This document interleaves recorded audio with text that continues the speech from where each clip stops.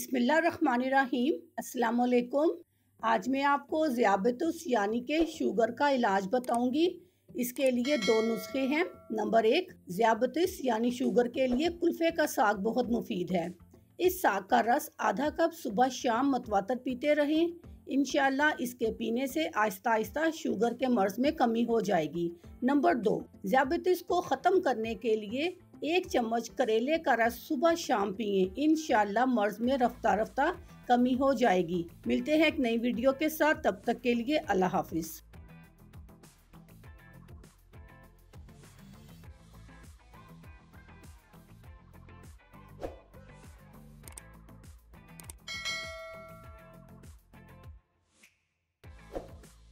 अगर आपको हमारी वीडियो अच्छी लग रही है तो हमारी वीडियोस को लाइक करें और अपने सब दोस्तों से शेयर करें और साथ हमारे चैनल ऑनलाइन रेमेडीज़ को सब्सक्राइब करना ना भूलिएगा।